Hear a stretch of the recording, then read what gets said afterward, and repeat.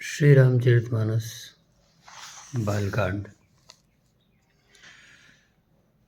ब्राह्मण और संत वंदना।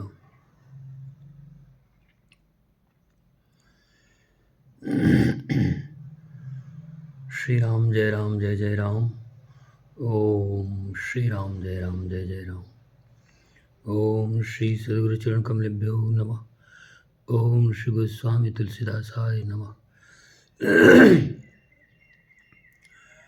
गुरु पदरज मृदुमंजल अंजन, नयन अमेदृग दोष विभंजन। तहि कर विमल विवेक विलोचन, बरनौ राम चरित भवमोचन। श्री गुरु महाराज के चरणों की रज कोमल और सुंदर नैनामृत अंजन है, जो नेत्रों के दोषों का नाश करने वाला है। उस अंजन से विवेक रूपी नेत्रों को निर्मल करके मैं संसार रूपी बंधन से छुड़ाने वाले श्री रामचरित्र का वर्णन करता हूँ। भगवान श्री रामचंद्र जी महाराज का चरित्र संसार रूपी बंधन से छुड़ाने वाला है और श्री गुरु महाराज के चरणों की धूलि से उनके श्री चरणों पे नतमस्तक हो विवेक बुद्धि को शुद्ध करके हृदय को निर्मल करके श्री रामचरित्र का यह वर्णन। बंदौ प्रथम महीसुर चरणा, मोह जनित संशय सब हरणा। सुजन समाज सकल गुण खानी, करऊं प्रणाम सुप्रेम सुबानी।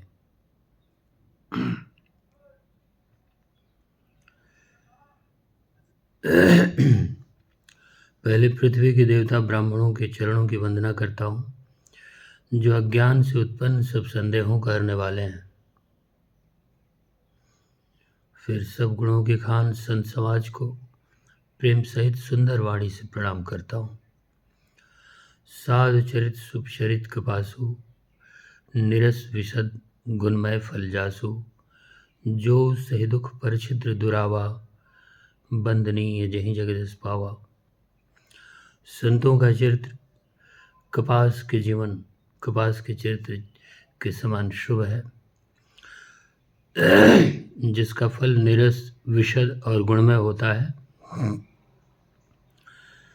कपास की डोडी निरस होती है, संत चरित्र में भी विषय शक्ति नहीं है, इसलिए वह भी निरस है।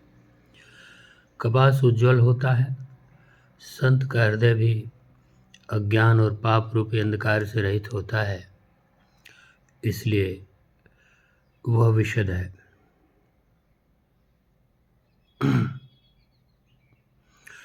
और कपास में गुण होते हैं, तंतु होते हैं। इसी प्रकार संत का चरित्र भी सद्गुणों का भंडार होता है, इसलिए वो गुणमय है। जैसे कपास का धागा सुई के किए हुए छेद को अपना तन देकर ढक देता है, अथवा कपास जैसे लोढ़े जाने, काते जाने और बुने जाने का कष्ट सह के भी वस्त्र के रूप में परिणत होकर दूसरों के गोपनीय स्थानों को ढकता है, उसी प्रकार संत स्वयं दुख सहकर दूसरों के छिद्रों को, दोषों को ढकता है, जिसके कारण उसने जगत में वंदनीय यश प्राप्त किया है।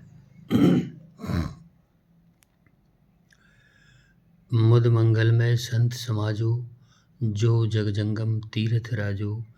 राम भक्त जहाँ सुर सरिधारा, सरसई ब्रह्म विचार प्रचारा।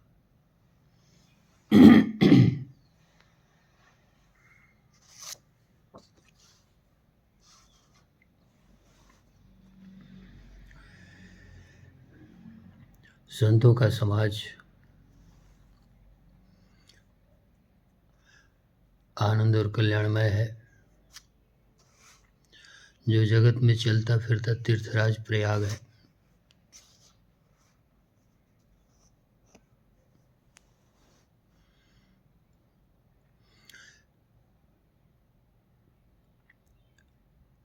जहाँ उस संत समाज रूपी प्रयागराज में राम भक्त रूपी गंगा जी की धारा है और ब्रह्म विचार का प्रचार सरस्वती जी हैं।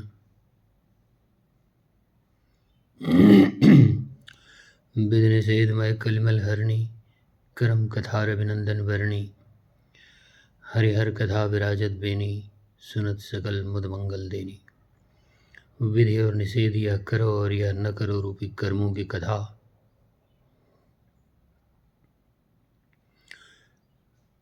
कलयुग के पापों को हरने वाली सूर्य तनया यमुना जी हैं और भगवान विष्णु और शंकर जी की कथाएं त्रिवेणी रूप से शोभित हैं, जो सुनते ही सब आनंद और कल्याणों की देने वाली हैं।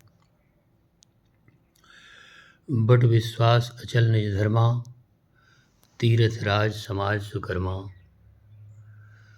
सबहि सुलभ सब दिन सब देसा सेवत सादर समन कलेसा।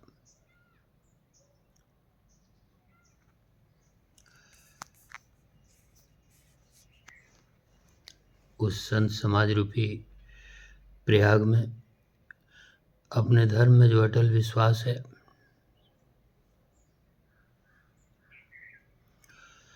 वह अक्षय वट है और शुभ कर्म ही उस तीर्थराज का समाज है, परिकर है।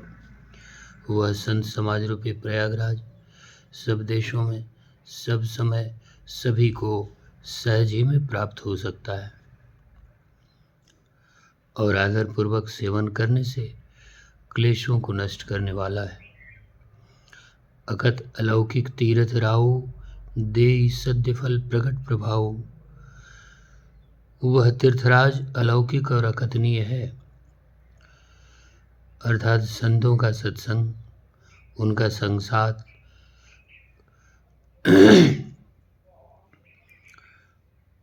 अकथनीय है, अवर्णनीय है। उसका प्रभाव और फल कहा नहीं जा सकता, अनुभव किया जा सकता है एवं तत्काल फल देने वाला है। उसका प्रभाव प्रत्यक्ष है। सुनि समुझहि जन मुदित मन मज्जहि अति अनुराग लहें चारि फल अछत तनु साधु समाज प्रयाग। जो मनुष्य इस संत समाज रूपी तीर्थराज का प्रभाव प्रसन्न मन से सुनते और समझते हैं और फिर अत्यंत प्रेम पूर्वक इसमें गोते लगाते हैं, वे इस शरीर के रहते ही धर्म, अर्थ, काम और मोक्ष चारों फल पा जाते हैं। मज्जन फल पेखिए तत्काला का कहूँ पिक बकऊ मराला। सुनिया चरज करे जन कोई सत्संगति महिमा नहीं गोई।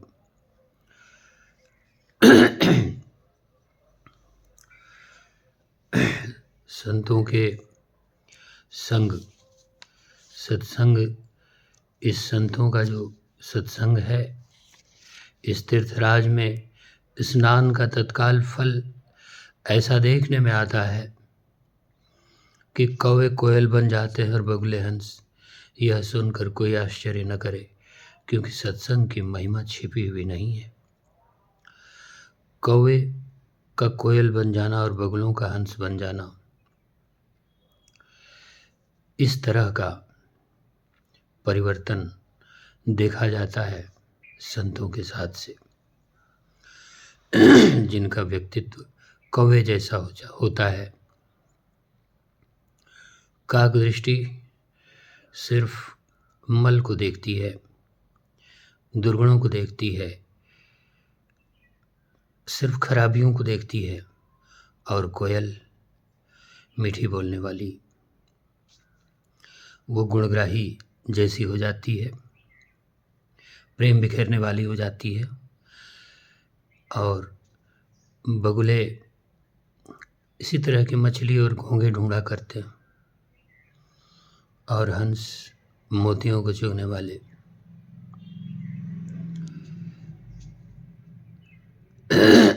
अर्थात निरक्षीर विवेक,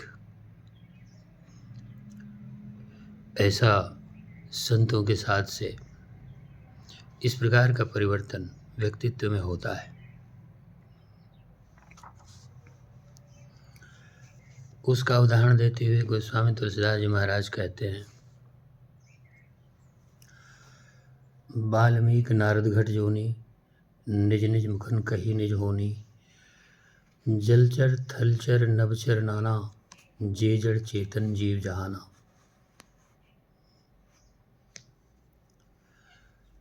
मत कीरति गति भूति भलाई, जब जहि जतन जहाँ जहि पाई। सो जानब सत्संग प्रभाव, लोकहु वेदना अनुपाऊ।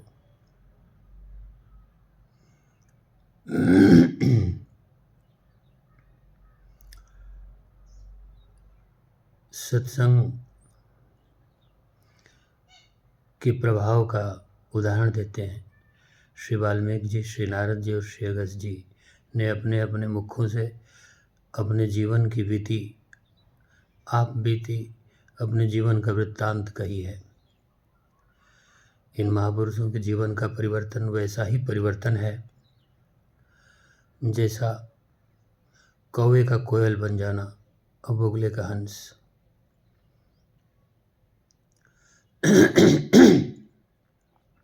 आगे सत्संग की महिमा का वर्णन करते हुए श्री गोस्वामी जी महाराज कहते हैं कि जल में रहने वाले, जमीन पर कल चलने वाले और आकाश में विचरने वाले नाना प्रकार के जड़ चेतन जीव इस जगत में रहते हैं। उनमें से जिसने, यहाँ तक कह दिया कि उनमें से जिसने जिस समय जहाँ कहीं भी जिस किसी यत्न से सुबुद्धि, कीर्ति, यश, सद्गति, कल्याण, विभूति, ऐश्वर्य और परम कल्याण भलाई पाई है, सो सब सत्संग का ही प्रभाव समझना चाहिए। वेदों में और लोक में इनकी प्राप्ति का दूसरा कोई उपाय नहीं है। वेदों में अर्थात अंतर जगत में, लोक में अर्थात बाह्य जगत में, इन सब दुर्लभ और परम प्राप्य अभिष्ट तथ्यों का दूसरा कोई उपाय नहीं है। बिनु सत्संग विवेक न होई, राम कृपा बिन सुलभ न सोई। सत्संगत मुदमंगल मूला, सोई फल सिद्धि सब साधन फूला। सत्संग के बिना विवेक नहीं होता और श्री राम जी की कृपा के बिना वह सत्संग सहज में मिलता नहीं। सत्संगत आनंद और कल्याण की जड़ है। सत्संग की सिद्धि प्राप्ति ही फल है और सब साधन तो फूल हैं। अर्थात जितने भी साधन जब तब किए जाते हैं, यह सब साधन हैं, वह सब सत्संग की प्राप्ति के लिए किए जाते हैं। सत्संग का प्राप्त हो जाना ही फल प्राप्त होना है, क्योंकि सत्संग से सब कुछ संभव हो जाता है। सठ सुधरई सत्संगत पाई, पारस परस कुधात सुहाई। विधिवत सुजन कुसंगत परहि, फनि मन सम निज गुण अनसरहि। दुष्ट भी सत्संगत पाकर सुधर जाते हैं। जैसे पारस पत्थर के स्पर्श से लोहा सुहावना हो जाता है, सुंदर स्वर्ण बन जाता है, सोना बन जाता है। किंतु दैवी योग से यदि कभी सज्जन कुसंगत में पड़ जाते हैं तो वे वहाँ भी सांप के मणि के समान अपने गुणों का ही अनुसरण करते हैं। जिस प्रकार सांप का संसर्ग पाकर भी मणि उसके विष को ग्रहण नहीं करती तथा अपने सहज गुण प्रकाश को नहीं छोड़ती, उसी प्रकार साधु पुरुष दुष्टों के संग में रहकर भी दूसरों को प्रकाश ही देते हैं। दुष्टों का उन पर कोई प्रभाव नहीं पड़ता।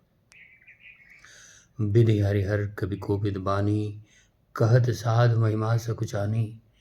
सो मोसन कह जात न कैसे, साक बनिक मन गुनगन जैसे।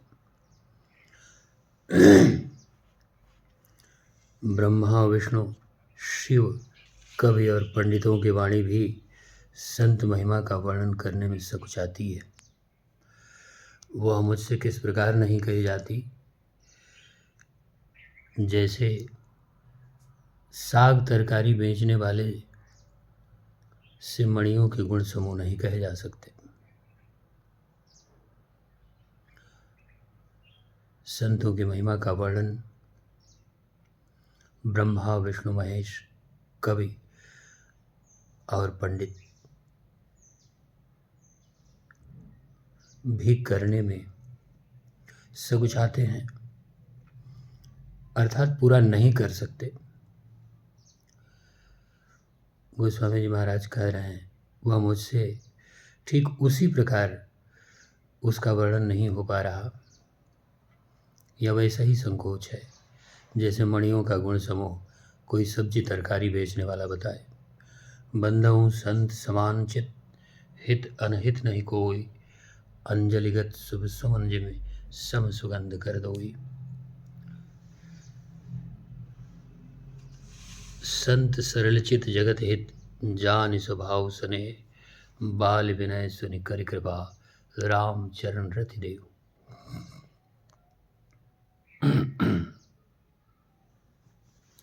मैं संतों को प्रणाम करता हूँ जिनके चित्त में समता है, जिनका न कोई मित्र है और न शत्रु। जैसे अंजल में रखे हुए सुंदर फूल, जिस हाथ ने फूलों को तोड़ा और जिसने उनको प्रेम से रखा, उन दोनों ही हाथों को ये फूल समान रूप से सुगंधित करते हैं। वैसे ही संत शत्रु और मित्र दोनों का ही समान रूप से कल्याण करते हैं। संत सरल हृदय और जगत के हितकारी होते हैं। उनके ऐसे स्वभाव और स्नेह को जानकर मैं विनय करता हूँ। मेरी इस बाल विनय को सुन करके श्री राम जी के चरणों में मुझे प्रीति दे। ओम श्री राम जय जय राम, श्री राम जय जय राम, श्री राम जय जय राम।